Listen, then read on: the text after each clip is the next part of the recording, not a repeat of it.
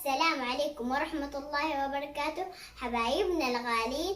كما وعدناكم إننا راح نبدأ سوا حلقات برنامجنا الجديد بذكر الله تحلو الحياة، وراح نقدم لكم من أهم الأذكار الشرعية الصحيحة. تعالوا مع الحلقة الأولى بعنوان إيش نقول عند العطاس. تابعوا المشهد معانا. حجر ورد البص، حجر ورد البص.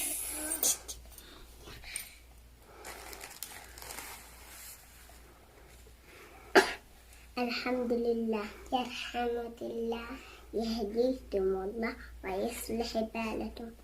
طيب خلونا نتعرف سوا على الحديث الصحيح اللي جات فيه هذه الأذكار والآداب القولية اللي تتعلق بالعطاس. قال رسول الله صلى الله عليه وسلم: إذا عطس أحدكم فليقل الحمد لله، وليقل له أخوه أو صاحبه يرحمك الله، فإذا قال له يرحمك الله فليقل يهديكم الله ويصلح بالكم. رواه البخاري. تعالوا نعيد المشهد لكم بشكل توضيحي أكثر.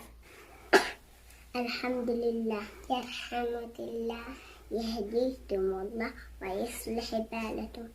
كده نكون انتهينا من الحلقة الأولى.